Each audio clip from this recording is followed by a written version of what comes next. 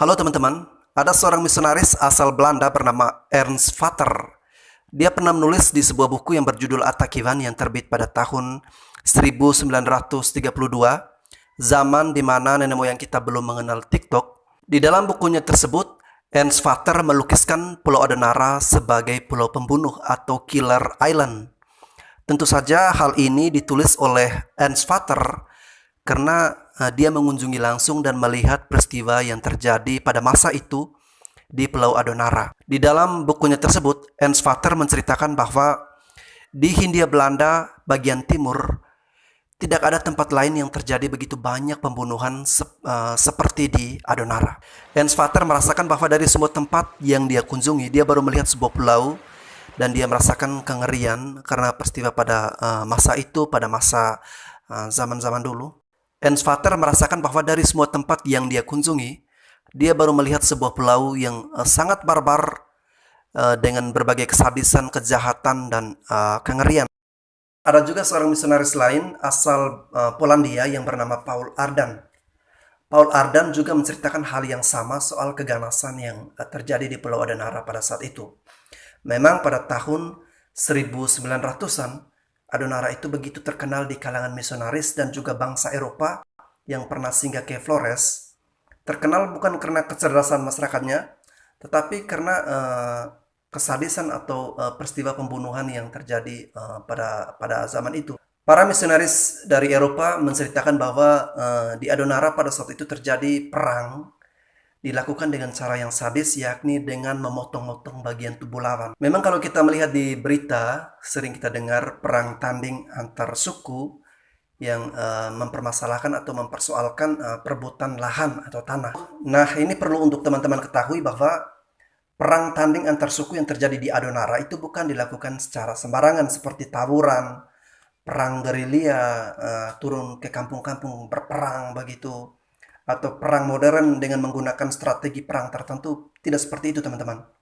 Tetapi perang yang dilakukan, perang tanding yang dilakukan di Adonara itu dilakukan, arenanya itu mereka tentukan, kemudian hari tanggalnya juga berdasarkan kesepakatan bersama. Nah, pada hari halnya kedua belah pihak membawa senjata tajam berupa parang, tombak, ataupun panah. Bila ada salah satu pihak yang sudah melepaskan anak panahnya, itu berarti isyarat bahwa perang dimulai. Jadi mereka bukan melakukan perang secara sembarangan, secara frontal seperti itu, tetapi dilakukan secara gentleman dan menurut saya perang ini termasuk unik juga. Nah, pertanyaan saya teman-teman, apakah Adonara itu menyeramkan atau Adonara itu berbahaya untuk para pengunjung yang mungkin kalian ingin berkunjung ke sana? Kalian jadi berpikir, apakah Adonara selam itu atau apakah Adonara itu berbahaya? Jawabannya adalah tidak teman-teman. Adonara adalah pulau yang sangat ramah kepada pengunjung. Teman-teman bisa saksikan atau lihat sendiri vlogger-vlogger di YouTube. Itu sudah ada beberapa atau sudah banyak orang yang mengeksplor Adonara. Dan mereka yang mengunjungi Adonara itu merasakan suasana yang begitu hangat, penuh kedamaian, serta kenikmatan oleh pemandangan-pemandangan alam yang sangat memanjakan mata. Legitimasi Adonara sebagai Killer Island itu berbanding terbalik dengan apa yang dirasakan oleh para pengunjung yang mengunjungi Pulau Adonara. Legitimasi Killer Island itu terjadi hanya pada zaman kolonialisme atau pada zaman para misionaris, dan itu pun sudah terjadi berpuluh-puluh tahun yang lalu. Ini sama halnya kita menilai negara Jerman. Negara Jerman itu negara yang kejam dan sadis. Padahal itu adalah peristiwa yang terjadi pada zaman Nazi. Tentu saja berbeda dengan situasi sekarang. Jerman adalah negara yang sangat ramah, negara yang sangat nyaman untuk kita kunjungi. Begitu pula sama halnya dengan Adonara. Itu adalah situasi yang terjadi pada zaman kolonialisme atau zaman misionaris. Berbanding terbalik dengan situasi pada zaman sekarang, ketika ada pengunjung yang mengunjungi Adonara, Adonara adalah pulau yang sangat ramah. Kalaupun kita sering mendengar di berita perang tanding antar suku, itu merupakan urusan internal antara suku dan tidak ada hubungan apa-apanya, tidak ada kaitannya dengan pengunjung. Dan perang tanding antar suku itu berakhir dengan kedamaian dan kekeluargaan. Dan toh semua wilayah atau semua daerah pasti pernah mengalami konflik, bukan hanya Adonara saja. Karena memang hidup ini sudah menjadi hukum alam bahwa kita harus berdampingan dengan persoalan. Asalkan setiap persoalan selalu diselesaikan dengan jalan perdamaian dan kekeluargaan. Di Adonara bukan hanya tempatnya saja yang cantik, tetapi budaya dan interaksi masyarakat di sana itu sangat luar biasa. Jika kalian adalah orang penting, semacam public figure atau tokoh politik tertentu, itu kalian bisa disambut secara khusus. Itu bisa berupa dilakukan tari-tarian adat atau seremonial adat untuk menyambut tamu yang dianggap khusus atau penting. Tetapi jangan khawatir jika kamu adalah orang biasa.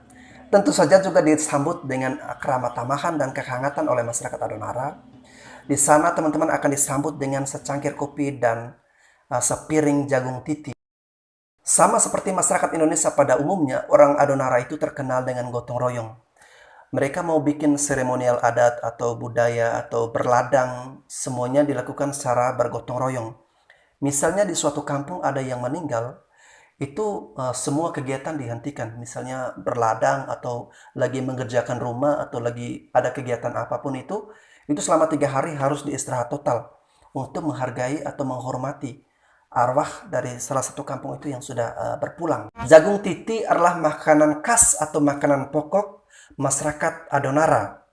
Jagung titi ini adalah jagung yang digoreng di atas panggangan api, kemudian dipipih dengan cara dititik oleh sebuah batu besar. Walaupun tidak ada beras, solusinya kita bisa makan jagung titi. Itu sudah merupakan makanan pokok masyarakat di sana. Adonara adalah surga kecil, serpihan surga yang jatuh ke bumi dan masih tersembunyi di NTT. Adonara itu sangat cantik, teman-teman. Dari pantai-pantai yang teman-teman bisa nikmati di sana, salah satu pantai yang menarik adalah Pantai Watotena. Nah, teman-teman bisa melihat keindahan Pantai Watotena di sana. Itu air lautnya sangat jernih, seperti kristal, beningnya seperti kristal. Dan teman-teman kalau mau menyelam tidak perlu menyelam, cukup dari atas perahu kita bisa melihat betapa beningnya air laut. Kita bisa melihat karang-karang di bawah, batu-batu di bawah.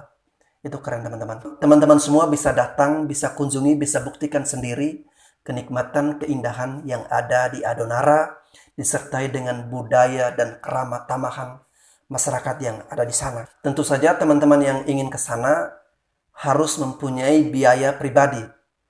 Kalau teman-teman ingin mendapatkan biaya dari saya, itu bisa. Caranya adalah, jika teman-teman melihat video saya dan itu muncul iklan, saya mengharapkan agar kalian tidak men-skip. Karena iklan itu adalah pemasukan nanti yang akan saya biayakan kepada teman-teman. Bercanda.